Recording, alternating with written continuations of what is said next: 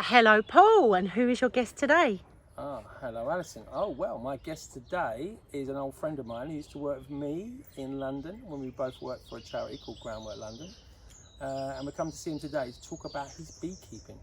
Very nice. So I want to introduce you to Mark Patterson. Hello, Mark. Hello. So what we're going to talk about today on the podcast is we're going to ask Mark a few questions and we're going to get some vibes about what he does in London. So Mark, Very nice. give us an insight to what you're doing on the roofs in London and where you're working. So what I do in London is I do two things. I keep honeybees for some of my clients. So I keep bees on rooftops for corporate clients.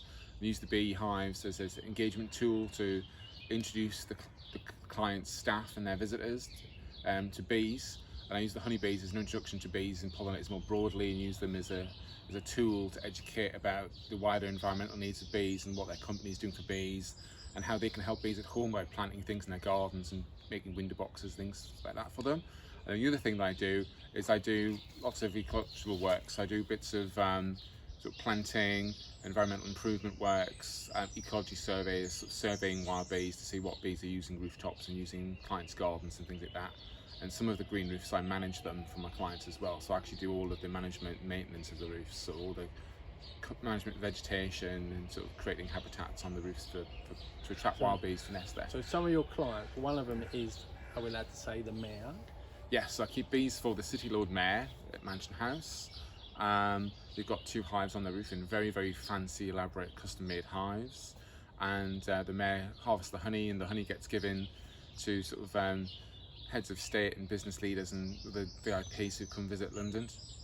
It's a nice gift. Personalised honey from your own hive. Yes, That's pretty nice. You also work for a very big store, don't you? We've got a new restaurant opening. Yes, I also have bees on the roof at Selfridges, where they have a new honey-themed concept restaurant. So all the honey gets used in the restaurant and their dishes, and you can sit in the restaurant and you can sort of eat your honey-themed meal and your honey cocktails and things, and you can see the honeybees that have made the honey flying outside the window of the restaurant.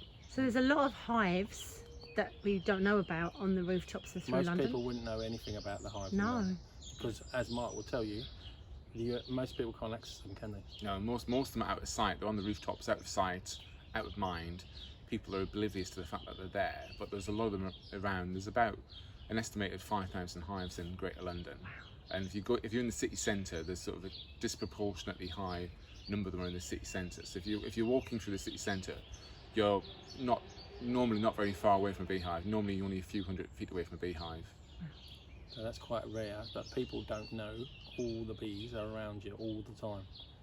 So basically a lot of people's gardens that are in London are getting pollinated by bees that are on the rooftops. Is that correct, Mark? Yeah, it is. So there's lots of honeybees, and they are pollinating. They're pollinating, visiting gardens. They're visiting all the veg plots and allotments and things. They're doing lots of pollination. But there's also lots of wild bees as well. It's not just the honeybees. There's 270 odd species of bee in the UK, and the honeybee is just one of them. So in London, we've got about half of the country's wild bees in the city as well. So they're equally important as pollinators as well. And some of them are actually more important as pollinators because they're more efficient at pollinating than honeybees are. So there's lots and lots of bees everywhere. So lots of honeybee hives, but there's also lots of wild bees in London. So where are we today? Can we say where we are today? Yeah, so today we're in St Mary's Secret Garden, which is a horticultural therapy centre in Hackney. And I keep bees here for the charity, run beekeeping courses and do beekeeping with young people with learning difficulties and emotional needs. And we've got 4 honeybee hives just over there in April.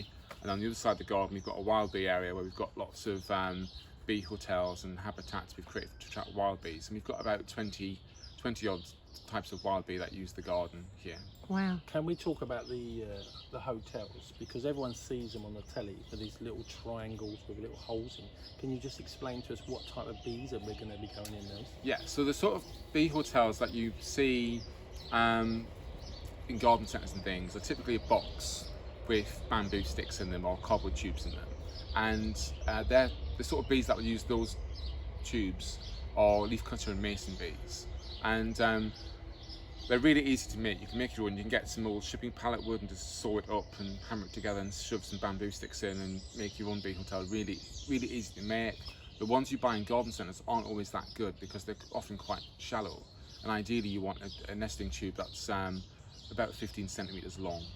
The bee hotels that I make smaller size for them as well, and attract lots of bees that the commercial bee hotels won't attract. So if you make small holes, very small holes, using hollow reed stems or drilling holes into blocks of wood, you'll attract things like yellow-faced bees, some of the little tiny resin bees, and things like that, which the big commercial bee hotels don't really attract because they're too short and they're too wide.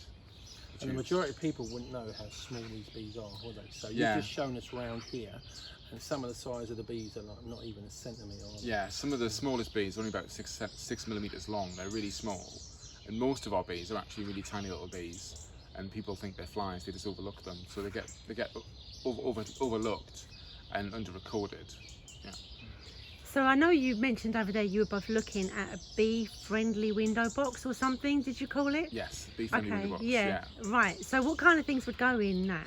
So it depends what time of year you're planting up. I like to plant my window boxes up in the autumn, and what I do is I layer the window box with bulbs, spring bulbs. So you layer bulbs like lasagna.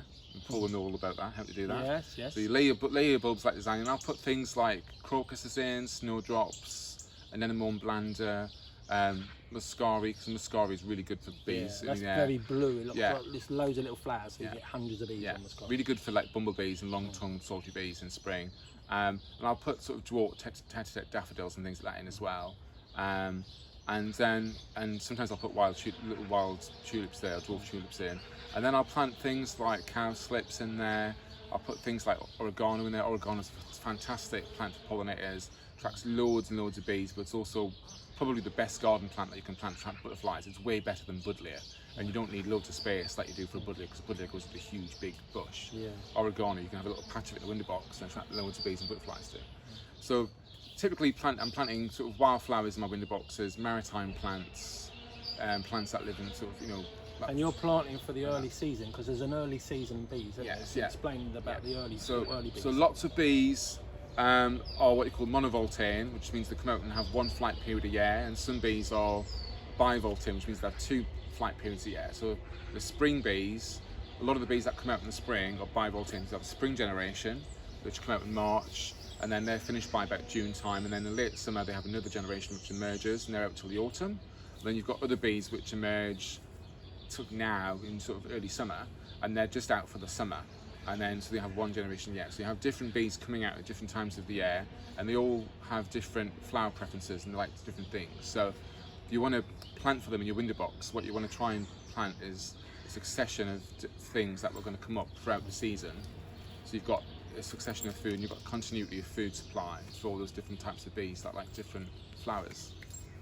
So Paul, you've got a client, you were saying to me the other day, that's interested in having hives in her garden. Yeah. In terms of that, somebody setting up from scratch. Yeah, how do they set up from scratch? So say, do they get involved with a bee society, or they ring someone like you and say, I'm interested in having some hives in my garden? How do they start off that? So it really depends on whether, are they wanting to be a hands-on beekeeper and actually do it themselves, or are they just looking for someone to install some bees for them and manage them? Yeah, that's probably what I want to do. Yeah. So if they wanted to keep the bees themselves, the thing that you have to do is you really need to understand the bees, their biology, their life cycle, how they live, and you need to be able to understand how to manage them properly. To do that, you need to do a training course. So ideally, you would go on a training course, get mentored for a year by an experienced beekeeper, and then after a year or so, when you've built up enough experience and confidence to work bees on your own, then look at getting your own hive.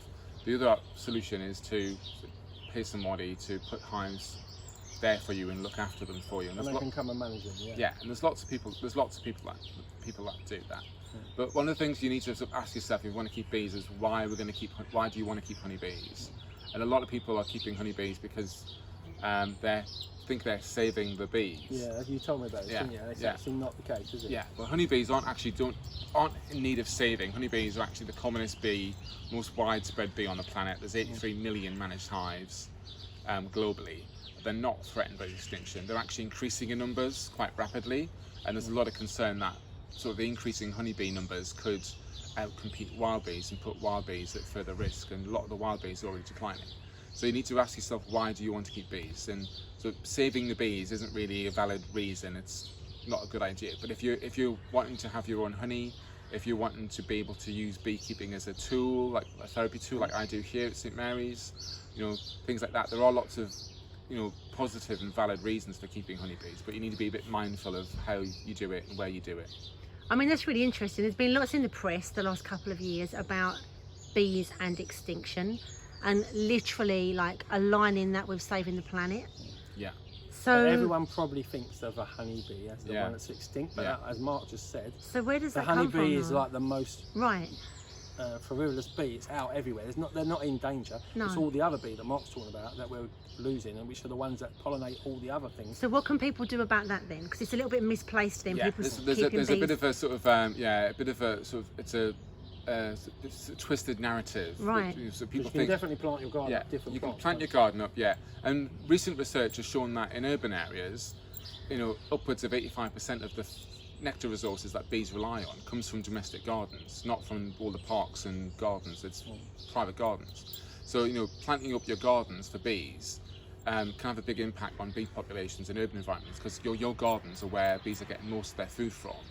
So better management of your gardens, not using pesticides, choosing the right types of plants that are good for bees, but also putting up bee hotels and creating nesting habitats for bees as well, because bees need a home as well as food, and a lot of people plant for bees but don't think about creating a home where they can nest. So around here, how many have we got of these bee hotels that you walk around? We've got about 8 or 9 bee hotels on the far side of the garden. They range from sort of boxes filled with bamboo sticks and tubes and hollow plant stems to blocks of wood with holes drilled in.